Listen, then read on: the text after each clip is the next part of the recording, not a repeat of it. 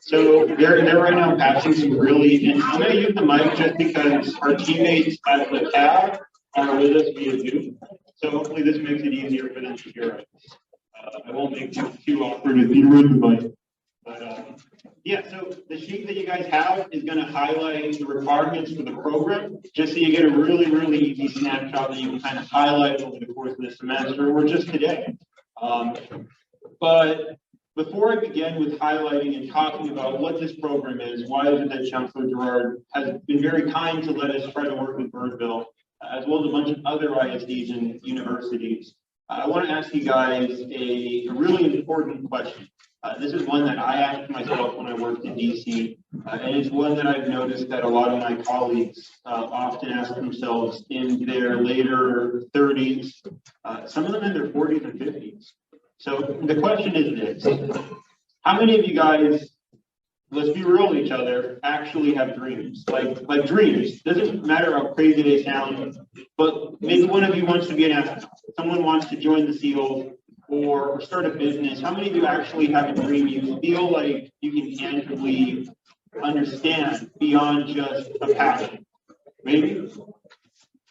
Okay. That's a good chunk of you. That's a really big deal. Some people, it takes a lifetime to figure out what their dreams are. And some folks forget when they get into their high school years, their college years, and especially into the workforce. So this gets to the next question. How many dreams do you think it takes having died before enough is enough? Let me rephrase that again. How many dreams have to die before enough is enough? What do you think? Yeah, you mentioned something. What do you think? Just one? So the reason I asked you guys this is very simple. I've been very blessed. I've got to work with different institutions. I've worked in the government sector, nonprofit sector, private sector. I've been very fortunate to work with Harvard students and professors, as well as A&M guys. And something that shook me, that I personally felt myself, was when a dream dies. You know, maybe the dream is going to an Ivy League. Maybe the dream is doing something very brave, like skydiving, becoming a scuba diver. Everyone, at one point or another, has a dream, or multiple dreams. And eventually, for a lot of us in the workforce, we let those dreams slip away. We forget them, or there are reasons in life that force us to try to compromise and surrender some of them to get closer to others. When I worked in DC, I vividly remember being with a very old friend of mine walking through Georgetown when I had that epiphany of my own. I asked myself, how many dreams does it take to die? Because at the time, I had wanted to be a Harvard student. I wanted to work with the military very proactively, and there were a handful of other things I wanted to do, and none of them I had done. You know, on paper, it looked like I was doing things that were cool, but my actual dreams in life, I had not achieved any of them. I'd been denied Harvard several times. I'd been denied to be allowed to be a soldier in the military. It was just not working out. And that's when it snapped for me. You know, for some adults, it only takes one dream kicking the bucket before they say, I'm done. I'm quitting my job. I'm going to pursue my passions. For others, it takes a lifetime. There's a physician that I got to talk to about a week ago who told me he spent 30 years of his life doing incredible research in the medical field. And at the end of the day, he was not satisfied because it wasn't his dream. He wanted to serve, which he now does. He owns his own hospital. But the reason I really want to stress this to you guys is because that question triggered this program. The Parchment Pathway program is targeted to teach you guys skills that will give you an edge against the world. We want you guys to be able to start your own ventures, to pursue your own projects, and to build. I'll let them pass for a moment there. But the real core of this program and the institution that we run is the dreams, protecting your dreams. If you want to be, and this is where you got to get practical. You know, perhaps you can't be a soldier or an astronaut, but there are avenues that you can still pursue that dream that evolve. You can work with the military, perhaps developing hardware, software, working with their troops to train them on soft skills. You could work with NASA Heck, you could start your own research development firm. There are a lot of avenues to build your own projects that inch you closer to achieving, or at least feeling like you're fulfilling your dreams. And our program here, our goal is to try to teach you skills that you can implement to get closer to that. And the last thing I want to say is that our program only teaches what we've done. You know, when I was a young man, I realized quickly that it's difficult to take the advice of someone who hasn't done it themselves. What hubris for them to tell you how you should live your life when they haven't lived theirs. Am I correct? So this program was started with a core tenet that we will only teach students what we've done ourselves. And if we don't think we've done it, then we'll connect you with someone else who has. Because they're the ones that will give you real critical, actually tangible strategies and guidance. I'll use this program as an example. One of my dreams is to start my own university, a university that I would very much like to be free. You know, student debt is a crazy thing. The requirements that a lot of higher institutions require upon people is insane. And I would know, because Jacob and I work for institutions. In fact, we're going to start fundraising for one of them. So that's a dream, right? Now, obviously, I can't just go start a university. I don't have the capital for that, nor do I have the connections. But the baby step was starting a program, which evolved into an institution, which now works with different groups, including the military, right? Those are baby steps towards a dream. That's when you realize that if you have a dream, there's strategic ways you can get closer to that. Maybe one of you wants to start a farm, or be in real estate, or be a scuba diver. This is where pragmatism kicks in. Maybe you create a way to get the certification to become a scuba diver, and then partner with different groups in the community to get paid to certify others, right? That way you're living a part of your dreams in life without necessarily having to surrender others, because they all merge and interweave. So that was a really big thing I just wanted to stress with you guys before I even dig into what this program is about, because that is the center and heart of what we're trying to do. We want to help protect you guys, and we want to help you guys feel like you can pursue your dreams, and there are strategies and ways you can achieve them. Some of you might end up having to work with other organizations to achieve them. Others will just say, well, it's time for me to start it right now, you know? And that's a big deal to have that mindset that you can do it. We're very fortunate. We live in Texas. You guys are all high schoolers. This is a unique situation where everyone wants to see you succeed. And I promise you, the older you get, the less people are going to be invested in your success. It's just how it is. This is basic sociology. And it's not to spook you guys, but to be very real with y'all. In youth, a lot of people that are older with resources, connections, and money tend to see themselves in you. Or if they don't, they view you as an avenue for them to try to redeem something that they couldn't achieve. And this is very true. I promise you guys, they will give you advice. People will try to support you, and some will even fund your efforts because they see you as the future that who knows what that might be. And a lot of us will gamble on it and say we want to see that succeed. It's a big deal, and it fades away over time. I promise you. At that point, that's where you're going to need your network that you've established. Just a reminder that yes, students do go to that call. That call will be off tomorrow. Yes, students do go to that call today. Okay, there we go. And that's just something I want to flag for you guys. And this is something where this program is very invested in. How can we connect you to as many people as humanly possible within our abilities? That way, as you grow up, you have a very strong knit of folks that believe in you and want to see you succeed. Anyway, having said all that, I'll actually get into the program. Let's kind of play this thing. Oh, shucks. Okay, there we go. So that's an introduction. You know, first and foremost, I want to thank Birdsville ISD. They were the first school district that was very kind to let us begin this journey. I myself am a Richland High alumni, and when I came back to Texas, my goal was to see how I could serve my community again, to bring back after I'd been very fortunate to have so much support. And Birdsville's been very kind to continue to support me by allowing me to pursue some of my goals. with the Institute. If it wasn't for Birdville, we would not have been able to partner up with other ISDs, with universities, and now some really great guys in the corporate sector. So I just want to say that first and foremost. So you guys already have heard a little bit about Parchment and what it is. Our goal is to give you guys tools and guidance and real world coaching that allows y'all to pursue your dreams, or at least begin the journey of thinking critically about them. And for those of you that don't have what you feel would be a tangible dream, that's okay, because that's where your passions shape you. And often our struggles in life are what help us realize what our dreams are in relation to our passions. So we hope that we can kind of get that journey of thinking going, if it's not already there. But the program itself teaches business skills. We teach project management. We teach strategic networking. We teach basic personal finance, which is fundamental for any of y'all that want to start a business or go to college, or even just live a life.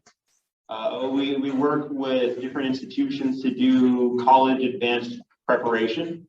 What that means is you're obviously going to have some incredible folks talking to you with Avid, with orientations at different community colleges and universities about the system. What we try to do is also introduce you to students that are actively at that university or college who can give you like hard advice. You know, I didn't realize I could pick my professors in a way that accommodated my needs until a student told me, hey, dude, do you rate my professor? As well as ask a few people who've taken these different professors and get different feedback from different academic advisors. You know, those strategies all combined made my life in college very easy. And that's something I would not have known unless a student told me, who had lived it, made those mistakes before me, and was kind enough to tell me, right?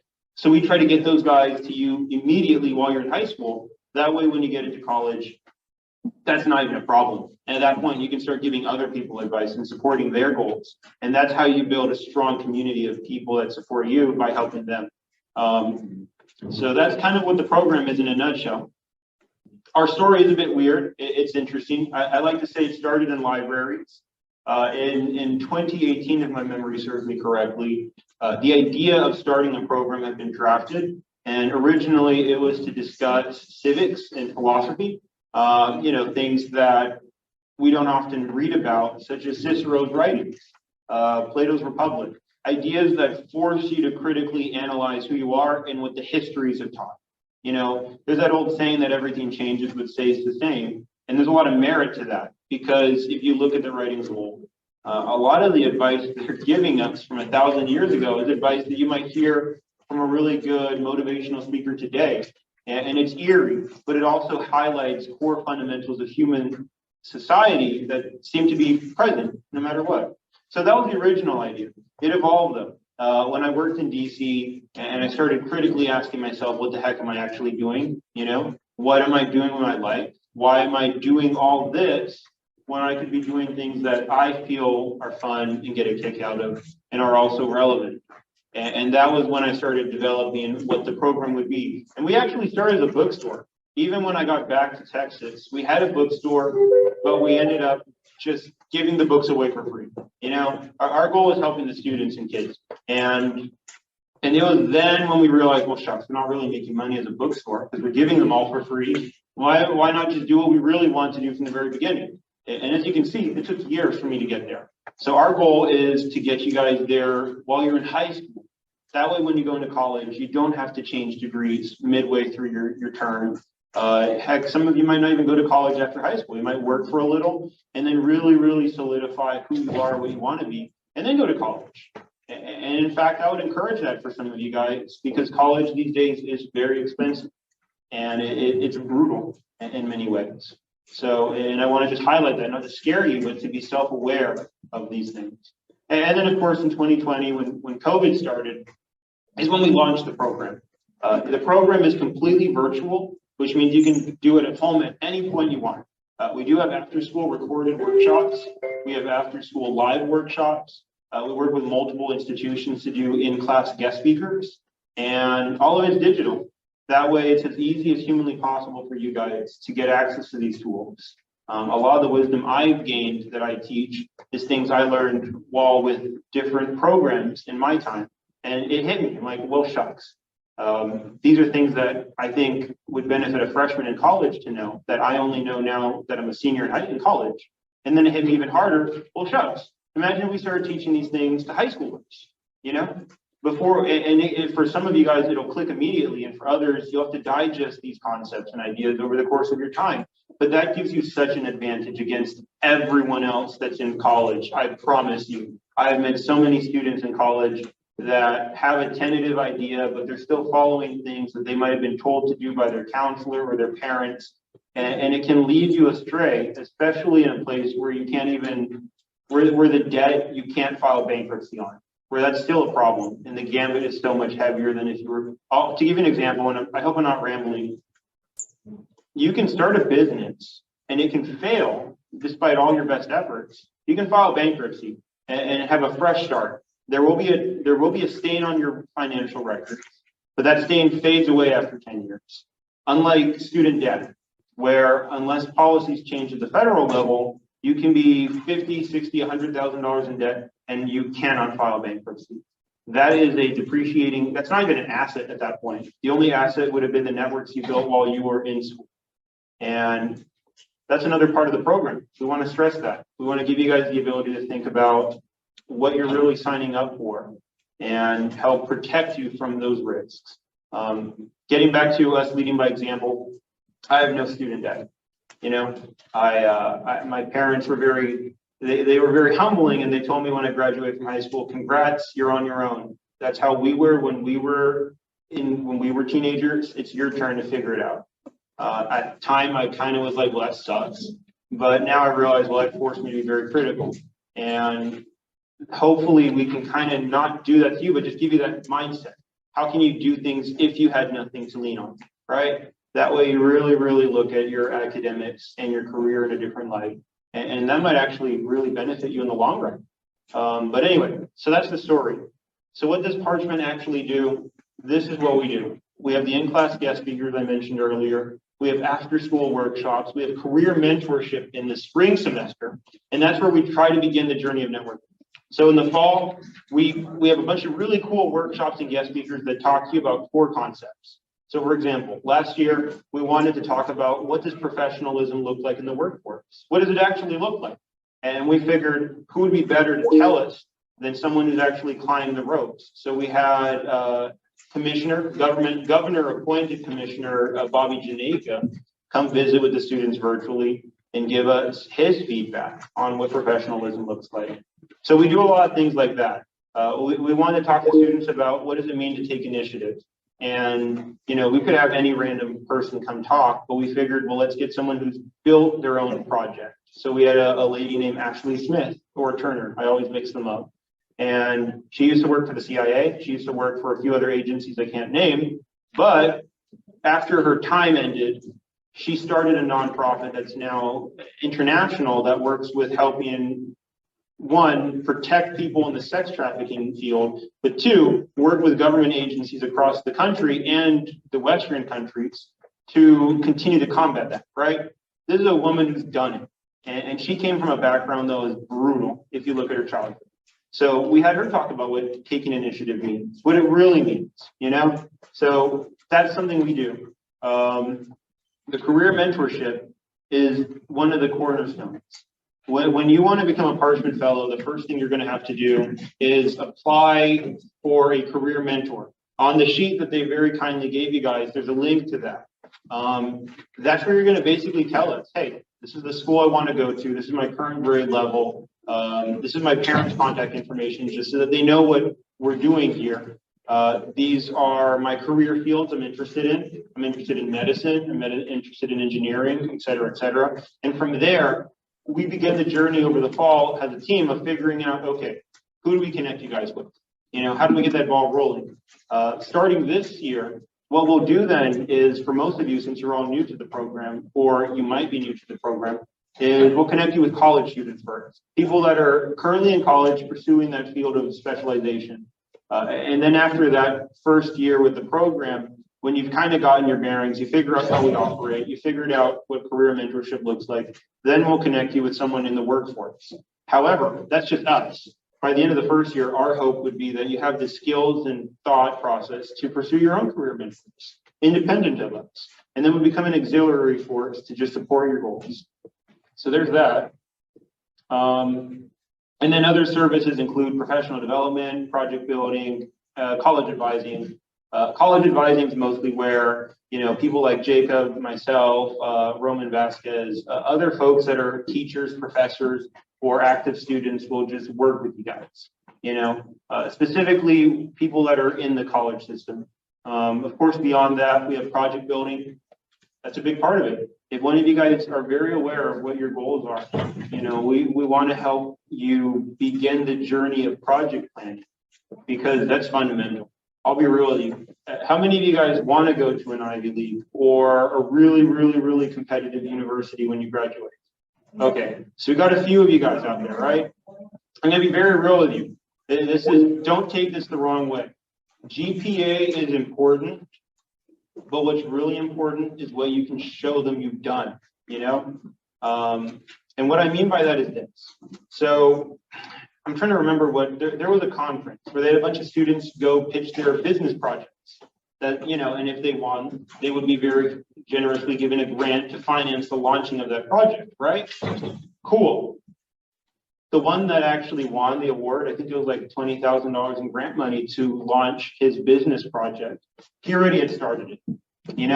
A year earlier, and this is a high schooler who went to college for a semester. He had a business plan, and he figured, well, shucks, I have the plan. I've already done the research. I have some friends that I know. Let's just get the ball rolling now and see if this is viable.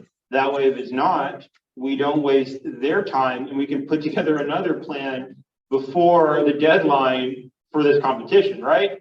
When they saw what he was doing, what he was already doing, being some random high schooler who just started college, and they saw that he was trying to the best of his abilities to build, they said, well, shucks, he's actually doing it. Everyone else have really good plans. We can invest in that, but that's still a gambit. Versus this guy who's actually doing it. Well, it's hard to not want to invest in that because it's tangible and again, bankers, financiers, institutions that are giving money to you, they operate based on precedence, liability, as well as predictable asset value. And what that means is precedence. Who have we supported in the past who've done similar things or different things that are still in the same sphere? Liability. Are we going to throw money at this guy for him to waste it or to drop out or something? And then asset value. If this guy succeeds, he's going to change the world, but more importantly for our institution, he's going to be a really good donor when he's very rich and successful in 20 years, So that's the logic. So for those of you that want to think about going to an Ivy League or going to a really competitive institution, first and foremost, be aware that's going to be a lot of money. The debt there is going to be brutal. But secondly, to mitigate that debt, what are you building in your community? I don't mean being a Boy Scout and working on a small project, although that's really important and really good for your community. What I mean is, what are you actually building? What is your dream or your passion, and how are you translating that into a nonprofit or a business or just something that brings people together to encourage them and excite them? What value are you offering your community? And that is what the more serious, more competitive people are going to look at. Last year, I was very fortunate to finally finish a Harvard program in finance. You want to know why I got into it?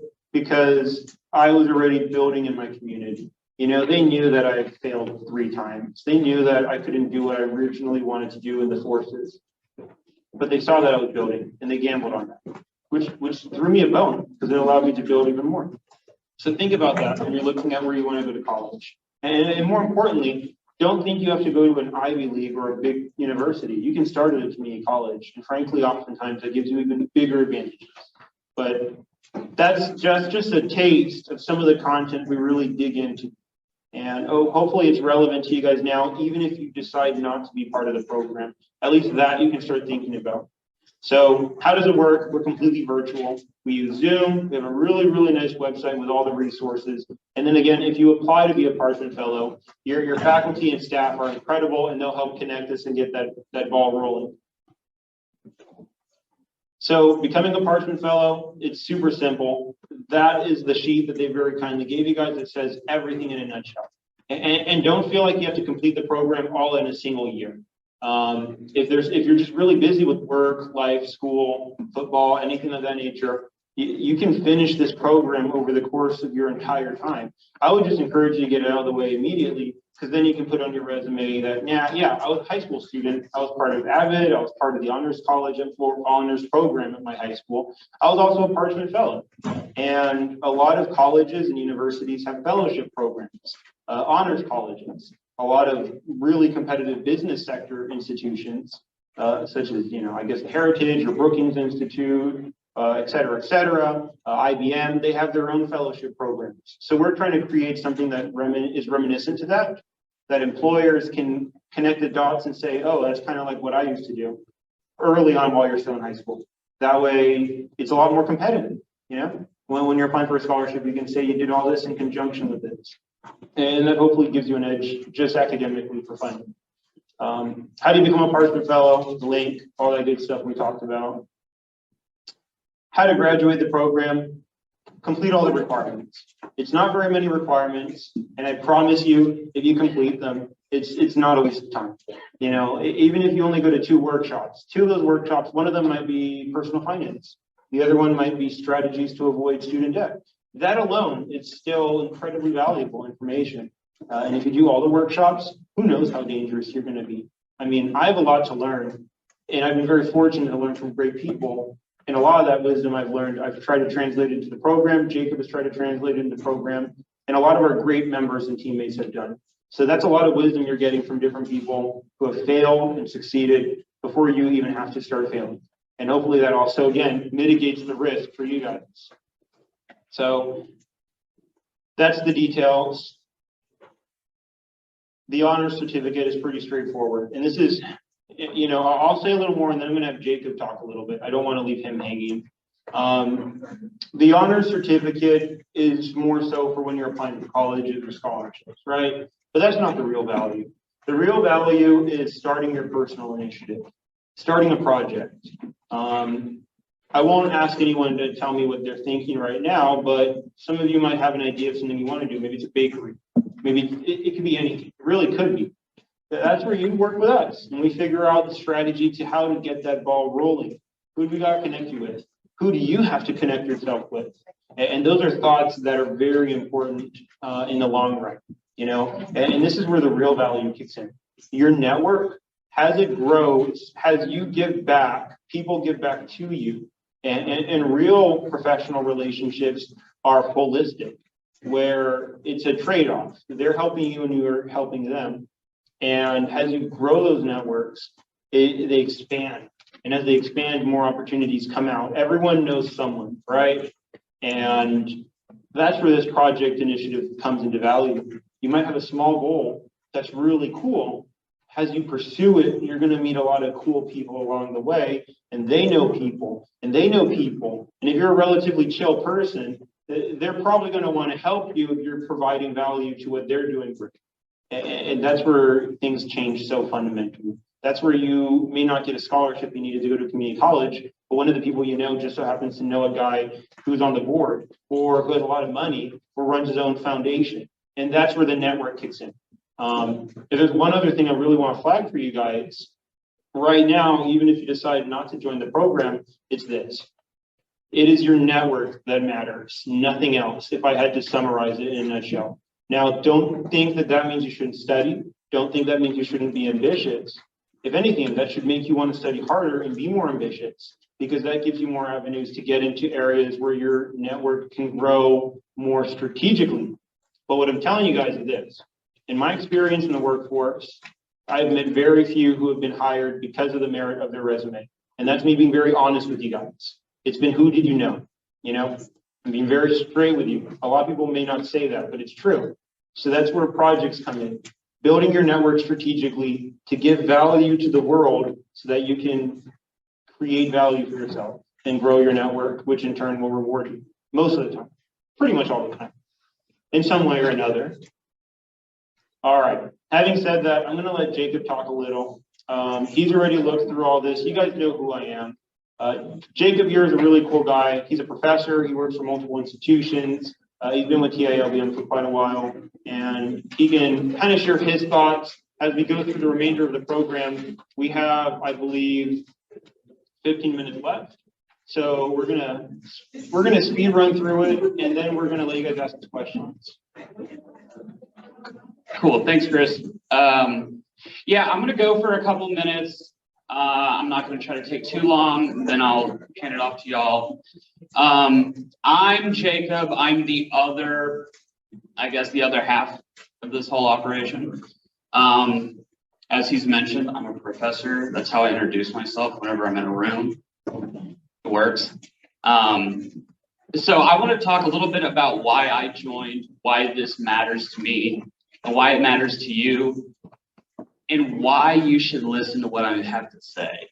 Because I understand that maybe you have to prove that first. The first thing I want to say is that being a college professor that teaches intro classes, I'm basically teaching you 3 years from now, 2 years from now. The stuff that we're trying to teach, college students don't know. They have not learned it, which tells me that absent some type of effort, the college student will not learn that on their own. It just doesn't work that way. I've asked questions to my students, how do you expect your life to go? How are you going to get that job? What's going to happen after college? I get a lot of shrugs. So then I'm like, so what does that mean? You're thinking you're just going to go to college and it's just kind of work out? Be honest. Is that kind of where we're at? Yeah. Just like maybe the whole labor shortage thing is still a thing, so you just won't have to really compete that hard. Just have a degree and just be like, I'll take $65,000 a year. Thank you. Health insurance, all that. Is that fair to say? Yes or no? No?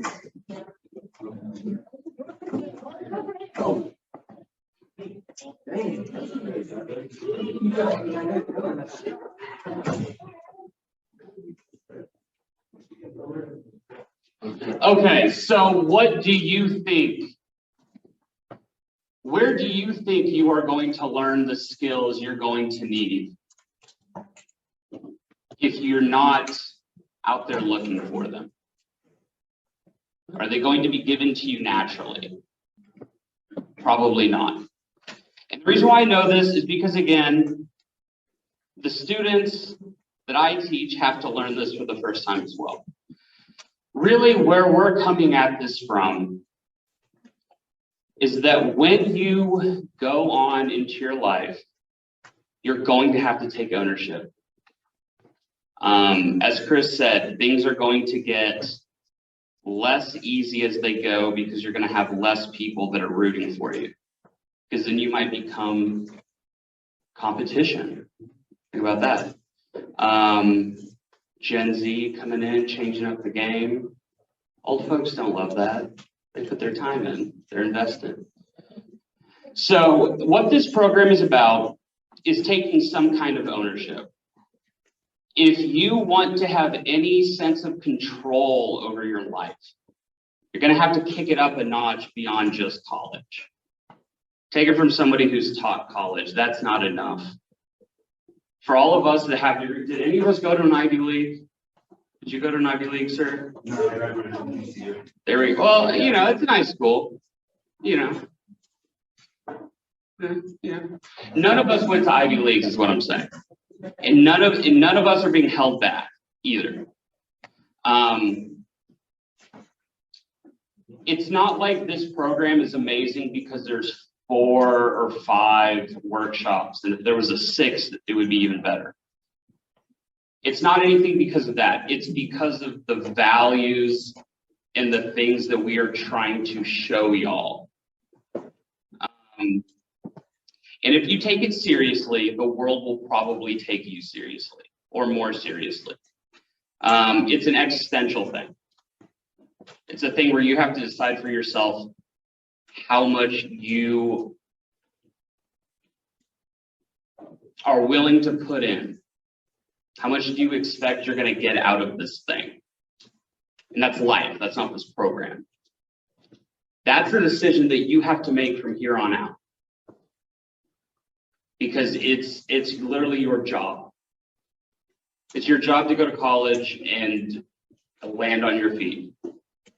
So hopefully what we're trying to do is help you do that and help you embrace that. Because again, it's not going to happen by default. It's going to have to take your legitimate effort. Not ironically, not half measures, just full on, I intend to do this. I'm going to ask for help. I'm going to figure it out. I'm going to fail along the way. That's fine. But the journey is a decision. You have to decide to take that journey. So we're going to help you along the way. Your journey is going to look like your journey. We cannot tell you what it is. Really what we'll do is try to spend time helping you understand how the things you care about can be used creatively in a way that you can market yourself and do what you want to in the world. There's not one way to do it, but there is a acknowledgement that this is the decision that you as a young person have to make. So we urge you to make that decision. We're going to just really, I mean, we're gonna incentivize you. Like we're gonna try very hard to make you embrace it, but ultimately it's your decision to embrace. So that's what I got. Give it back to Chris. Sweet, yeah. And then, and I know that we're getting close to the end of the time. A lot of this, I hope, if this sounds like we're lecturing you guys, please tell us that and tell us, hey, dude, stop lecturing. Because I hope it's not. A lot of this is us just having lived and failed very hard and being very self-aware of that and wanting to prevent you guys from suffering that way. In my experience, suffering creates a lot of clarity that allows you to really figure out what you want to do. But there are other ways to get there, and hopefully we can help mitigate that. So that's what this program is. How can we protect you guys?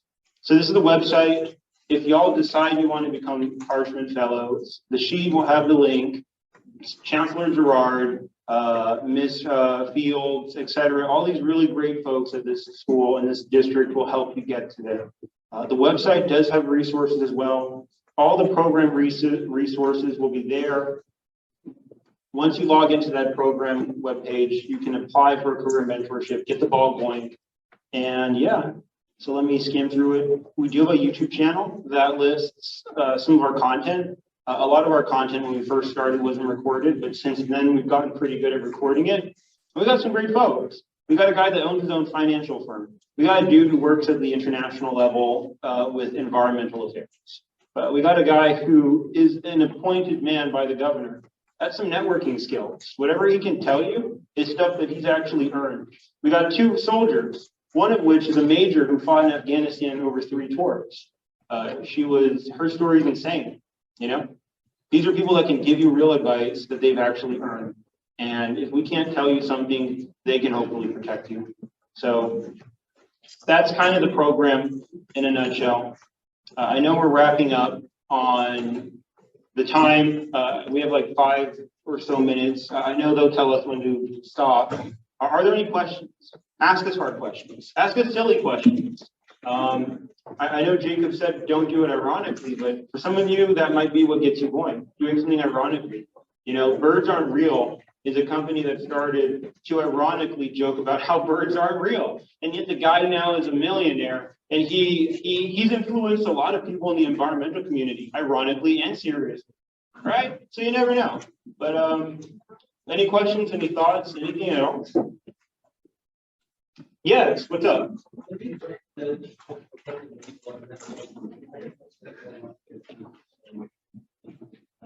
Oh, well, mind if I borrow that sheet to see what you're talking about?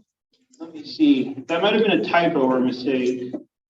Oh, okay, I see what you mean. So yeah, so the first thing you gotta do is request a career mentor. That's how we actually can be able to start tracking you guys, working with y'all and letting your school district know that you guys want to be a part of this program. Underneath that is everything else. Now, I do want to flag for you guys. You can do everything else without being a Parchment fellow. You know, the program itself is just a way for us to track your progress and give you career mentors, as well as allow you to get a certificate that you can put on your resume. But you can do everything else, and everything else is on the website. It's all free for the community. Our goal is the only way you get access to our career mentors, our actual networks, is through being a Parchment fellow. And that's where the school district can get involved and help us figure out how to serve you guys. I know we're getting close to the wrap, but any last questions? Anything else anyone wants to throw at me real quick? Yeah, okay. I'm sorry, say again.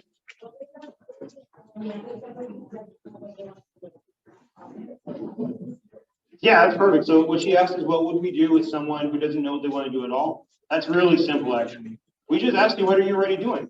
You know, our habits at the current moment shape who we become. So what are you already doing? Do you like TV? Are there things you're passionate about? What do you volunteer at all? All of these questions, we basically just ask questions and talk and figure out what may begin that journey of figuring out what you want to. You know, maybe it doesn't have to do anything career-wise. Maybe you want to, for whatever funny reason, want to start a sheep farm, right? Well, that's where we get creative and figure out, well, shucks, how do we get that ball rolling? Maybe you can't have a sheep farm yet, but we can work with some local goat yoga people and get you connected with them so you can start building those contacts, learning about these animals, and just ironically having fun, you know? And you know what? Maybe there's a small business owner or a Chamber of Commerce dude who goes to that goat yoga, or maybe his wife goes, and you get to meet them by being a volunteer, and now you know people with money, and who knows, you know? But if you don't know what you want to do, throw something ironic that's fun, that you feel you get a kick out of. And again, when you're applying for universities, they don't care what you're doing. They just want to see you're doing something meaningful, either meaningful to yourself or the community. You know, oftentimes those have a lot more value if it's holistically the community and yourself. But you know what? Maybe you do goat therapy. You bring baby goats to Haltom High. Once a month, you partner up with the principal, you ask for permission from the school board, and you create a research report with the local universities explaining the psychological benefits of baby goat therapy. And if you put all this together, when you apply for anything, one, you know people at the university already. Two, you know people at the school district system level. And three, you started a project that's crazy and fun. And someone might actually let you go to that school because they want to see what crazy stuff you'll do while you're with them. So someone else asked a question. What's up? Are y'all focused more on like careers that are focused on business or like other careers like the medical field? Everything. So my rule of thumb is this: you can make money anywhere. If you have a nonprofit, you can still make money off of that. If you have a business, you can make money off of that. If you want to be a personnel within a hospital, as a nurse or a doctor or an EMT, you can make money off of that. You can build off of that. You know, our goal is to help you think like builders. That doesn't necessarily mean you have to immediately build. That just really makes it a lot easier for you in the long run. But yeah, if you want to go in the medical field, that's where the career mentorship kicks in. We can talk to you and figure out, okay, so you want to be a nurse practitioner. Well, let's get the ball going. Let's connect you with some nurses. You want to figure out, let's look at, as a team, let's both look at what are shadowing opportunities and internship opportunities you can do now. I know that a lot of direct primary care doctors operate outside the insurance system. So that's a lot easier for you to get an opportunity to work with them versus if you were trying to get an internship with a hospital.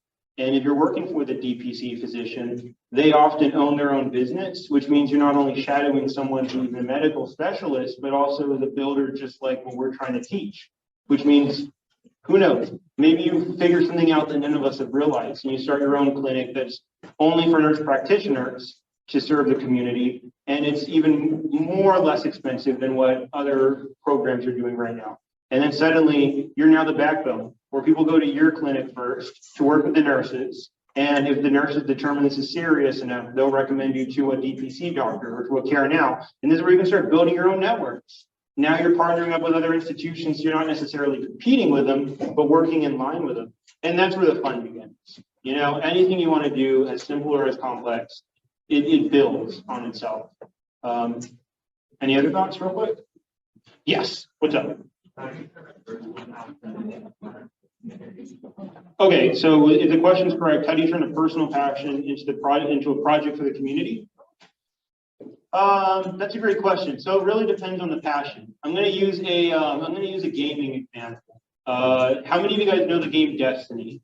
Maybe a couple. Oh wow! Please shut. Okay, so here's the thing. Again, building a community doesn't have to be profit oriented or even a traditional civic role. You could easily go on a Reddit page, start figuring out, well, how many people like Destiny here in DFW? You can create your own database. You can work with people to do an event. As funny as it sounds, you could easily say, hey guys, we're working with a bunch of really great gamers in the community. We're going to host a Destiny tournament here in DFW at Veteran Park in Fort Worth. In 3 months, you got to register through this platform. That way we can make sure you're not sketchy or weird, right? Bring your costumes, bring your Nerf guns. And at that point, this is where things get really interesting.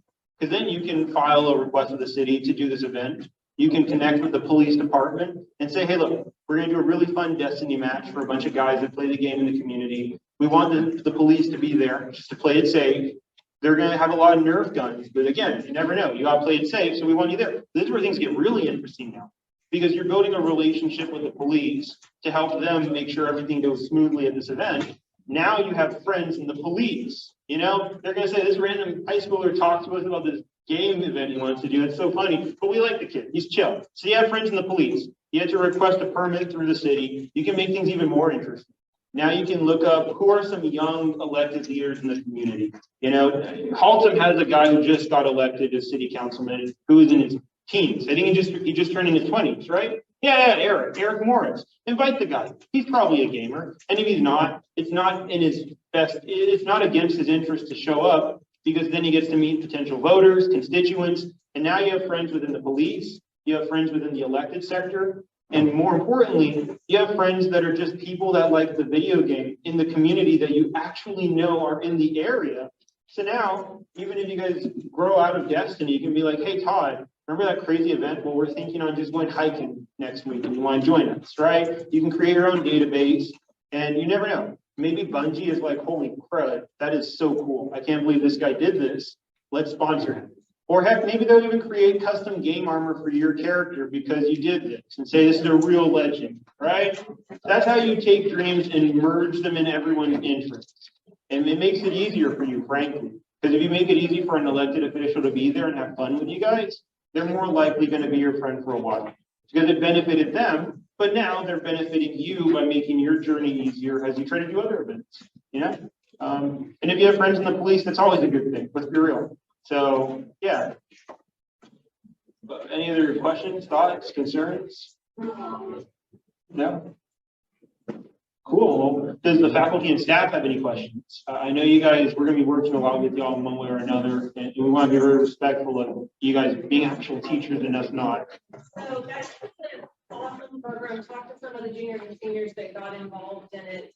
And you may think you're too young to start networking, and you may have heard that term a little bit already, but you're really not. A lot of studies have shown that a lot of people, one of the best ways to get a job is by knowing people. So you start networking with people that are in the field that you want to be in. It's never too early to start doing that. Start making connections. So let's give a hand.